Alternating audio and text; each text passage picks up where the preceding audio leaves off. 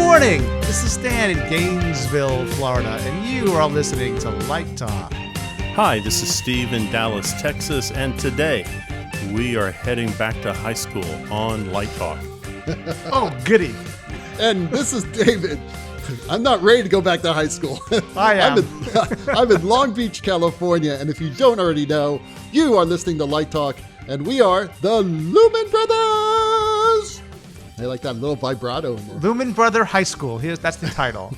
The Lumen Brothers. No, McFly. I don't know. Oh, no, not McFly. That was sad. Hey, I'm back from Chicago, guys. Yeah, we see that. It was cold. But it was a beautiful show. Thanks for all those pictures and keeping us like we were in the room. It was very cool. It was a fun show to do. I met some, great people and worked with great electricians, great crews, and good group of people. And the director was wonderful, and the show actually had turned out pretty good. It did. Played with some great equipment, and so I'm back, and I love Chicago. By the way, Chicago is like my favorite city. It's a great city. It has great architecture. It's like a nice New York. I always thought it was like a much more softer version of New York City. All the great stuff without the hard edge. But maybe New York is nice now. I don't know. What do I know? Are you guys like smoking weed? What happened in Chicago? You left ahead of a 6-inch snowstorm. Chicago is horrible. Some people like snow, Steve. Some people ski. Not in May. I mean, oh my God. Skiing in May. The gigantic potholes in the street. You're walking along and you go up to your knee in a puddle of water. Yeah, nice people in Chicago, but man, that is a rough place to live in the wintertime. Yeah, that's true. It is. It's frigid. Yeah, it is. That's true. You really can't ski under the L's either. It's just not possible. Have you guys ever skied? I've never skied. I cross-country skied. Same thing, cross-country. Yeah. It's cross-country. I always wanted to try the downhill thing, but never had a chance. Yeah, you run into a tree like Sonny Bono. Stop. I knew you were going to say that. It's the most famous skiing accident ever, I think. That's probably true. Sonny Bono. He was a nice guy. I liked him. Welcome to episode 108. 108. This week we discovered that Light Talk will be returning for the third year in a row to LDI 2019 in Las Vegas. I heard about that, but I had nothing to do with it. How did that happen? Our agent, Mr. Chippy, booked us. Mr. Chippy. Chippy? Okay. I hope he's getting paid well. Gets paid 10% of everything we earn. Which is nothing. He gets 10% of nothing. I think what happened was Ellen was under pressure. The entire, planet. 104 countries said you must have Light Talk back on Saturday afternoon during nap time and just before happy hour. Does that mean we're getting a bigger room? Because, I'm not getting a room with you. I'm not getting a room with you either. All right. So anyway, that's what's happening. That's November. Hey, we have a new announcement from ETC.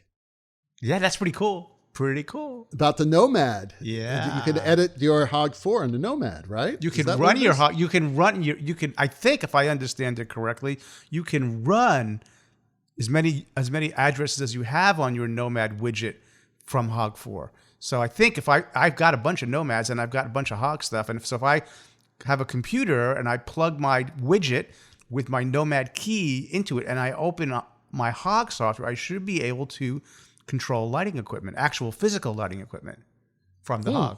I think. Very interesting. Well, anyway, we'll get more information on that. That was just announced this week.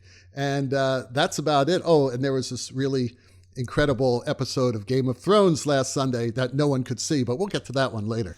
Steve has our first listener question. Yes, we have a question from someone who doesn't want to tell us where she is. It is Ms. Hatfield. And in her own words, she says, a confused actor in my first year teaching high school drama. And the question is, in your opinion, what are the benefits of LED light? What can a conventional light do that an LED can't?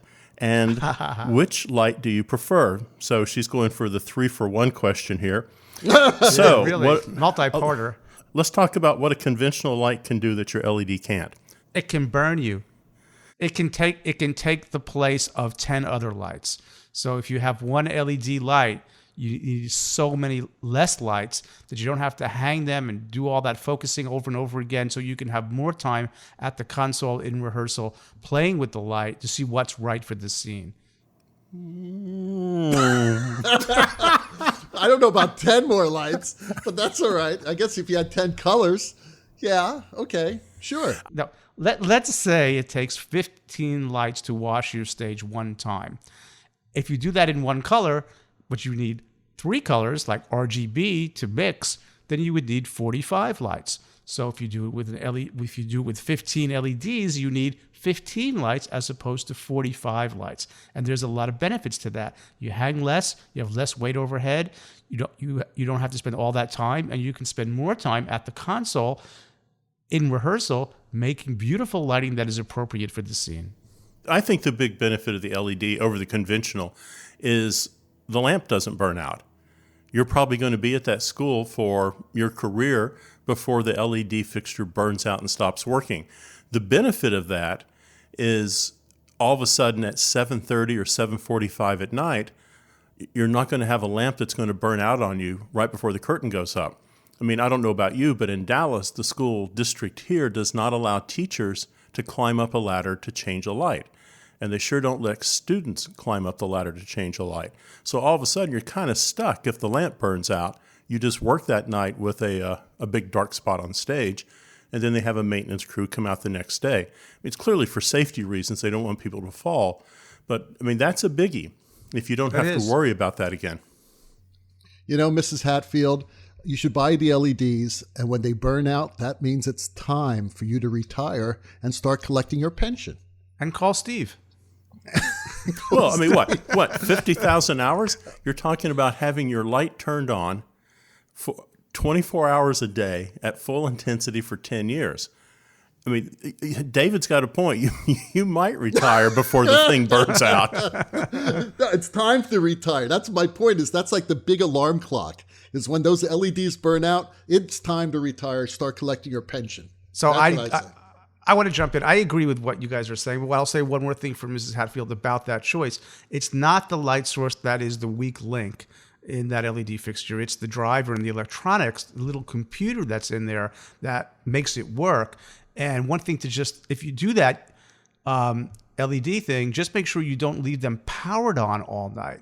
Make sure that even if the light's not coming out the front, you want to turn the electricity off to them, because that's the thing that burns out. And that's the thing that doesn't have a 50,000 hour lamp life. And I would also add, don't buy the cheap ones, because the cheap drivers won't last, right? And that's really, really a critical feature. You've got a little computer in there, so you've got to think differently about it in terms of caring for it, and make sure that they're actually powered off when you're not using them. And then I think you have a really good shot at making it to retirement.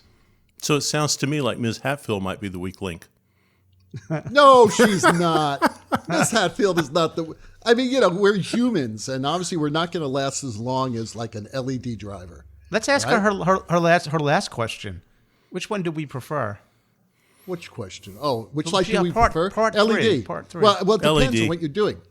Yeah, and but if you need a really nice light with high CRI, TM30, then yes, there's nothing like an uncolored tungsten halogen fixture. But good luck getting that in 10 years.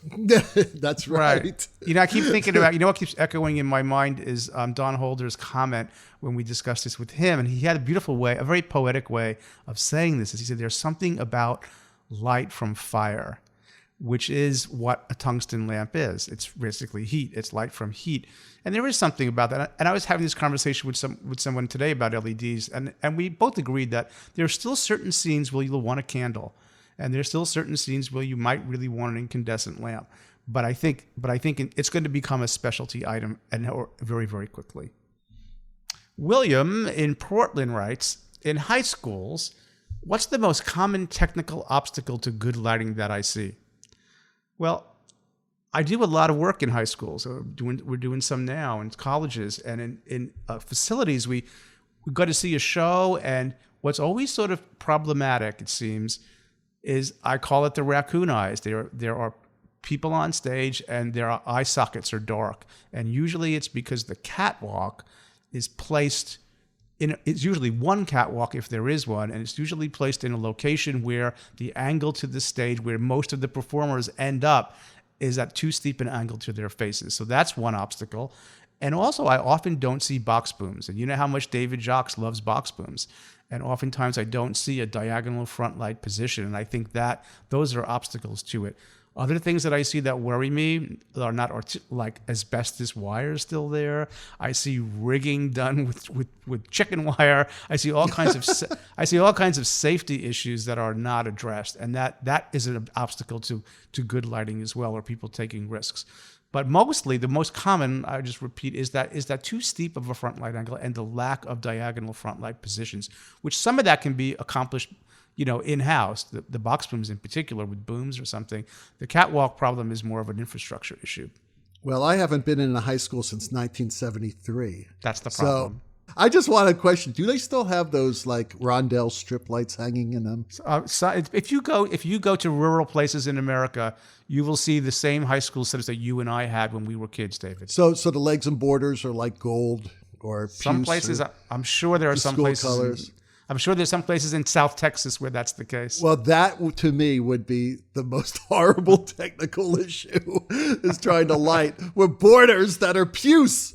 There's no way. How are you going to do that? Your show's going to look that way. Or avocado and green. Well, avocado is green. Avocado and orange, right? Something, Right. Whatever the school colors are. William, I have two things to say. The first thing is, I think I see people trying to do too much with too little. So I would say be a minimalist. One good light cue on stage so everybody can see everyone's faces. There's a mood set. Don't worry about having 50 different looks if you only have 10 lights. Just get some light up there so we can see the play. The second thing, William, what in the hell does Stan mean in South Texas? You might be able to see this equipment. Let me tell you. Let me tell you something, Bill. I set him up. The only thing that Texas takes more seriously than Friday night football is theater. And I'm telling you, man, there are theater competitions. There are schools here that put Broadway to shame. So That's true. Come on down here. That's thanks to Texas Scenic. Isn't there a law, Steve, in Texas where every high school has to have a really good stage because it helps people with public speaking and all of that? I know some states actually have that. I just know when I came here, I was really surprised. I'm serious. People really do take their football and their theater serious here. I think the arts, people like it. I think maybe it's a little bit of a chip on our shoulder in Texas. Everyone thinks they're prairie dogs and tumbleweeds and cattle running through the streets. So I think communities put a lot of effort into that. And I do think you got a point, Stan. I think they see the theater as a gathering place for a public speaker, for a debate, for a play, for a concert that night. And I think they take it very seriously and embrace everything. So I would believe you. I don't know if there's a law, but I would believe you that people put some effort into their buildings. I think we should research that because I do believe in talking to someone who used to work for, it might have been my friend Gary Henley, who's now at ETC, who was at Texas Scenic for a long time. And I think he told me a story that some of the original founders of Texas Scenic saw the value in students doing theater in high school, and they did lobby the legislature. So I think there is something embedded in Texas. So it was tongue-in-cheek when I said that, because there are other states that are not like Texas. But I have been amazed at the quality and the work in the Texas school systems in theater. But in other states, that's not the case. Well, I just came up with a great idea. Since Texans love their football and their theater, what they should do is they should integrate theater into a football game. So you do like the first half, and then It's halftime. No, listen. You have halftime, right? But you extend it a bit to like 3 hours, so you can do like Uncle Vanya, right? You do a production of Uncle Vanya in halftime, and then you do the second half. Who's going to stay for that? Well, just the best of both worlds. Uncle Vanya in Texas. Uncle Vanya's pretty cerebral. I don't know. I could see the full Monty being performed during timeouts. The full Monty. Now we're talking. There's Steve's All right.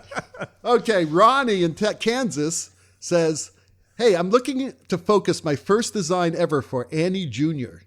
Who's Annie Jr.? I don't know. Steve? And Annie Jr., I guess that's Annie Senior's daughter. No, there's a bunch of these plays where the playwrights have gone back and they've edited their work to make the play run about 60 minutes so you can get it into a school period high school friendly. Children's theater friendly. So like Madagascar Jr. or Annie Jr., Uncle Vanya Jr.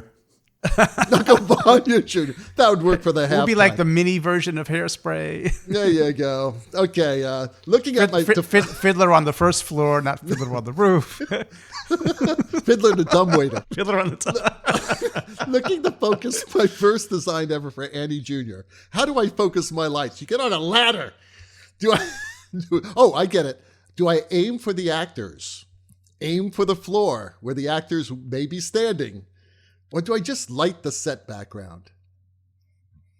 Well, I don't know. I think that you should always aim for the actor. Since the actors who did you come to telling see? the story. What did you come to see? Well, the actors are telling the story, and you're helping the actors tell the story. But, this is really a good question. It is not as elementary as we may think it is. You could look deep into this, because what are we lighting? We are lighting the story. And sometimes you do aim for the actors, and sometimes you do aim for the floor. Because I do that. I know that I have lights that just light the floor. Sure. I have lights that just light the set, right. Or pieces of the set. I have lights that just light the actors. When Lumen comes into being and Vanta Black, that light will be absorbed and we'll never see it where it ends up, which would be fantastic. But that is why, we don't think you don't just light the actors, you light everything. As lighting designers, we are revealing the space, and that space could be anything that we light. You work at a very high level. Ronnie in Kansas, I worked in Nebraska, and I put lighting systems in some of those schools. And I'll want to talk about that in another episode, but he might not have enough to do what you're saying. So which would you say would be the primary thing? You've already insulted Texas. Now you're insulting Nebraska and Kansas. I lived in these places. I married Texas. I lived in Nebraska. Come on, give me a break. All right, don't get yourself in trouble, Stan. I'm already in trouble. You're in big trouble now. I do think David has a good point, because when he says, do I just light the background? Maybe if you have a choir on stage, you're lighting a big white wall behind them. You're lighting the cyclorama. Maybe you're turning it blue. Then maybe you're aiming at the actors on stage. So it really is a complex question, I think. Yeah, I don't mean to diminish the complexity of the question. I think you're right. I think, David, depends upon what's going on at the moment, where the story is. That's a fluid answer. But I think in practical terms, sometimes some places don't have enough lights. Then they have to sort of make, like all of us, have to make a choice. Yeah, but here's the deal. Sometimes you don't need a lot of lights. Sometimes one light will do it. And I think that when people start creating systems, they have like 10 areas of front light, and they have 10 areas of backlight and all that. One light at the edge of the stage could light the entire stage if it's a 50-degree fixture or something like that. So that's one light.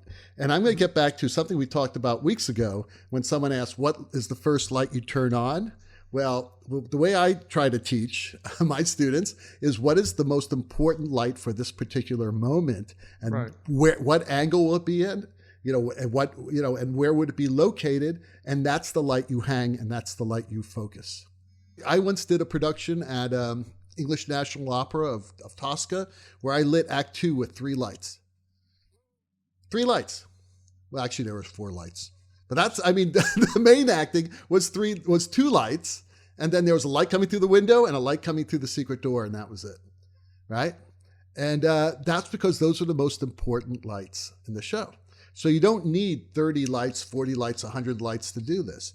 You can do this with a very minimal amount of lights, depending on where you put them, what the angle is.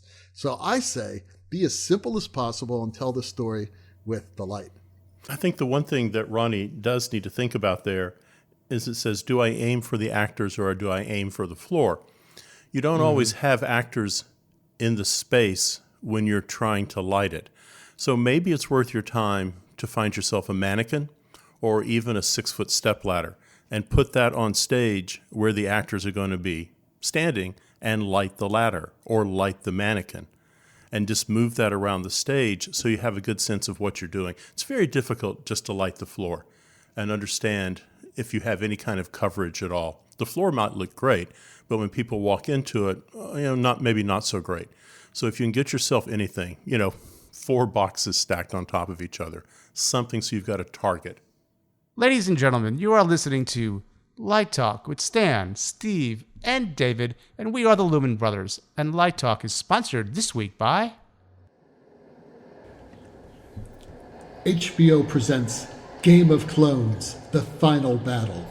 Legend has it that 7 lighting houses battled to the death to rule the continent of Strand Saros, and ultimately to sit at the Iron Console. To garner favor among the plebeians, the houses offered free software, free training, and face-changing technology such as Instapyro and Dragon Glass lenses. Some would conquer and assimilate smaller companies, while others would doom their fate by bending the knee to corporate conglomerates. Some would keep their humble beginnings forefront to guide them through the haunted forest filled with corporate direwolves and 3-eyed salesmen. Others would rely on primitive technology, but soon find out that horses and fire is no match against ice storms and dirty DMX. They all thought that the Great Wall of Light would protect them, but quickly discovered that the wall could not stand up to the blue flame from zombie dragon pyrocannons. The armies from the north have magical tracking ravens, but the armies from the east have flying pigs. So after 7 years, the armies joined forces to wage one final battle against the Ice Germans and the Light King, who cleverly used murkiness and darkness to their advantage. All the while, the Knights of Illumination lay in wait to annihilate the survivors. Winter has indeed arrived. So learn who will finally sit at the Iron Console. Tune in tomorrow night for the 4th episode of Season 8 of Game of Clones. And remember, only Valerian steel will kill Dirty DMX. Well, there you go. Boy, that felt like an egg. And now It's not as good without the music. Macaroni to Light Talk. Okay, well, those ducks you're hearing in the background says that it's once again time for our Let's Talk About segment. And, it's funny that maybe it wasn't so funny that we did that sponsor because there's been a lot of discussion this week about how that episode last week, which was episode 3 of season 8 of Game of Thrones, looked, which was the Battle of Winterfell. And they decided, for creative reasons, and it actually makes a lot of sense, that they wanted to do the whole battle at night. And it was basically, the whole show was a battle. I think there was maybe 5 minutes before things got pretty hairy. So there's been a lot of discussion about this because when cable companies stream, they use a lot of codec, which is like compression and decompression. They actually have to compress the signal because otherwise, they'd have no bandwidth left for all their programs. And because so many people were watching that night, that the compression schemes could not handle all the dark areas. Compression has a hard time with dark areas because what happens is that you get a lot of digital remnants and things like that. And it really does not matter how your TV was tuned because even the best TVs, as a matter of fact, the best TVs would show it even worse, according to many experts who've chimed in on this. So they made this decision to go very dark. And there's been a lot of discussion about, well, should they have been thinking more about the people watching the program? Because they could do a dark episode, but then you could put it on a DVD or you could put it on Blu-ray so that when people buy it later, they will see it dark. But maybe they should have thought about, maybe we should make it a little lighter so that the compression schemes actually work better, considering the amount of streaming that they had to do for the show. And that brought up another point that I thought that'd be very interesting to talk about is when we design shows, what is our consideration for the audience? I mean, is there a certain light level that we should be going for? What happens when a director wants it differently? What do you guys think? I mean, have you worked in places where you were restricted by a minimal light level? And I'm not talking about television or video or things like that, but in live entertainment. It's complex, frankly. This gets into my science geeky world. Let's just say I absolutely talk a lot with my students about, well, let's talk fundamentals. Who are we doing the show for, right? And I tell them all the time, you're not doing it for you. My daughter went to acting school, and at her graduation ceremony in California at the American Academy of Dramatic Arts, it was Lynn Redgrave, who said something I'll always remember. If you are here to do this for yourself, you are in the wrong business. You are doing it for them. You're always doing it for them. And if you're doing it for therapy or to make yourself feel good, that's the wrong reason. Because it's always for the audience to help them have an experience. Now, to discount the audience, I think, is in any way, shape, or form, and any area, is a fool's errand, because they're the ones who are why we do it. Now, on the geeky side, it has a lot to do with the eye, and it has a lot to do with the range of the eye, and there are certain facts that you can't avoid. The amount of light required for a 20-year-old to see the stage from 40 feet away versus the amount of light required for a 70-year-old who hasn't had cataract surgery yet is different. It just is. And if you're working with an older director who hasn't, this is a subjective, but there's a spectrum here. So you do have to consider that. And what makes it even more complex is the longer you're sitting in the room or in the scene under a certain lighting condition, it's always getting brighter. It isn't getting. I demonstrate this on the first day of class in architectural lighting. We read a great book that I think Steve has on the website called In Praise of Shadows, and everybody should read it. It takes about an hour and a half, and we go into the room, we turn off the lights, and we light an old-fashioned candle. And I ask everyone to look across the room, identify another person, and note right now how much detail they can see on their face, and they do. And then we talk about the book. I read certain portions of the book for a while, and then about 20 minutes in, I now say reevaluate how much detail you can see on the same person's face you looked at when we started this conversation. And there's a huge difference. And I ask the question, did I make the light any brighter in here? I did not. It is the same candle. What has changed is time. So these are very, very complex issues, and that's just two easy ones to comprehend. We're now talking about something called melanopic lux, and which I'm just getting my head into, which is what the level of light you need when all three of your rods and cones, all three of your trichromatic vision is all activated. We're seeing this in street light development, where we can get more ability to see depending upon what the spectrum is. Right? So this is really complicated stuff, but the simple answer is, oh yes. You really do have to be thinking about this. And that's just a couple of simple areas that I'm mentioning now. Did you notice that Ghost didn't hang out down there very long? He turned around and ran back. Well, we never saw Ghost turning around. He came back. But I know he's survived. No, he came back. He ran back. You could see that white shadow running. Oh, yes, he came right back. I guess I have to confess something. I don't watch Game of Thrones. So that was a digital artifact on my television. I couldn't see anything. I think what's interesting here is the cinematographer's statement. You saw exactly what I wanted you to see. And I went back and I looked at the episode again, and I think he's right. I saw exactly what he wanted me to see. What I found annoying was that I wanted to see more. So maybe, I understand what you're saying about compression television and the cable networks doing what they do to get a signal to someone. Maybe we have to take him at his word. We wanted to see these shadows and out-of-focus images and clumps of humanity moving around and focus in on one person. It's not how we normally process information. We need all that other background information around us to have that focus point. And it was difficult watching a focus point with a void around it for, an hour and a half, 20 minutes?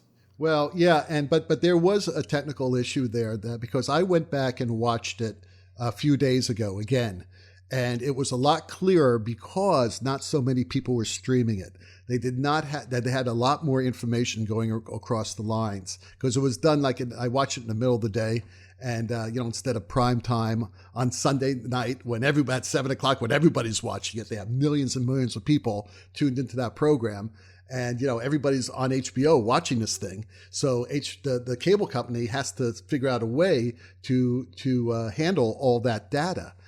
And it was really bad. I mean, there were large blotches of digital noise all over the place. Now, when I saw it again the other day, it looked a lot better. And it didn't bother me that it was dark. Didn't bother me at all. What bothered me was that when people were moving, you would see these splotches come out of the darkness. And instead of looking at Sansa, you'd be looking at the background because these weird digital pixelated splotches were happening. That's what bothered me about it. Not that it was dark. There is something interesting about the boogeyman jumping out of the darkness. That was a horror film we were watching. Oh, yeah. Yeah. It was very well directed.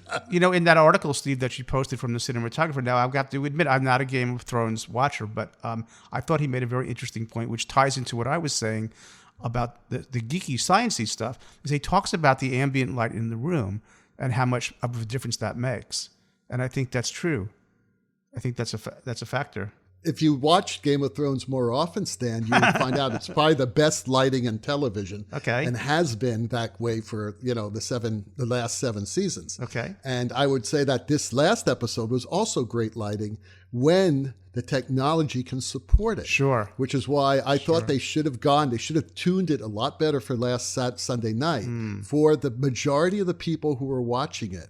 There was a lot of negativity about that, and it really did hurt the experience that a lot of these people were experiencing watching the show. And that is why this question came up, is how much do we have to take in consideration for our audience? And I think you guys made some very good points, especially Stan, you're talking about, the sensitivity of the eye as you grow older. I used to do dinner theater many years ago, and they wanted those shows bright. Right, of course. You know why? Because the average audience member was like 78 years old. Right. And yes, you have to sometimes do this. Yeah. So I think HBO made a mistake. I really do. I think they should have had 2 versions. One version for the initial broadcast, which was lighter, and they wouldn't have had all the digital noise, and another version that they could release on DVD or a Blu-ray, where you can get all that information in. You don't have to worry about a compressed codec, bandwidth there. Okay, we have a question from Tracy in Wyoming. And I want to know what is up with high school teachers. You've sent me 4 questions here. So Tracy in Wyoming writes, I need help building my tech program. How do I find tech students? Once I have them, what should I teach? And I am a director, actor who has never done tech. And is there a good book? So here's what I would say. I would say if you're a young teacher starting out in high school, you don't need any help building a tech program. I think this is thinking about it in an odd way. I think what you're building, and it's unique to high schools, I think you're building a theater company. I think for 2 years of senior high, or if you teach a 4-year high school, you're bringing together a bunch of people, and what you should be teaching them is how to be an actor, how to run a box office, how to sell a concession, how to focus a light, how to sweep and mop the stage, how to contribute as a community to put a show on stage. And I think what you're going to find is you're going to find students who come into your theater program who want to act. And I think you're going to find students who come into your program who don't know what a stage manager is, but when you explain it, I think they might find it interesting. I think you're going to find people who like to work building things. So I think you're going to have a self-sustaining force. I know in Texas, I don't know about Wyoming, in Texas we still have some vocational schools. You might partner with your vocational department, if you have one, to look for those technology students. But generally, I think if you build the program and you have interesting plays and it's fun and you can build yourself a booster club, I think you're going to find the tech students are going to show up just like the acting students do. And in regards to a good book, good luck. There's a lot of them out there. You can go to our website and look at stuff, but I don't think there's a good just basic cookbook. I think what you need is someone who can help you build something, because what you're going to find the books on how to build a flat or how to build a platform, that's great, but maybe they're going to show you some theatrical hardware that you can't find, that maybe you have what you need down at Home Depot. I think you're building an acting company, a theater company, and then letting it all sort itself out. What was that great quote from Field of Dreams? If you build it, they will come. They will come. That's the bottom line. They will come. I can't add anything to that. I think that was a beautiful answer. Yeah. Well, that Hammond organ solo tells us that once again you've spent another morning listening to Light Talk. Check out our website on lighttalk.org for future guests, and be sure to follow us on Facebook and subscribe to our podcast on iTunes. That way you will not miss a second of Light Talk fun. No guarantee is offered regarding the accuracy of any statements or opinions made on this podcast. And just in case you choose to litigate us, our excellent law firm Reflect, Flock, Flare, and Glare, and their paralegal Snoot will defend us until our retirement funds are depleted. Light Talk is written and produced by the Lumen Brothers, coming to you from Long Beach, Gainesville, and the Lone Star State. And be sure to tune in next week when we discuss how to build the world of a play, how to design a magic sheet, how to deal with impossible clients, and what is Clear Gel all about? All of that and a brand new sponsor, Light Talk. We are broadcasting questionable Lumen knowledge and humor around the world. So we'll see you all next Saturday morning. Bye-bye from Light Talk. So long, everyone.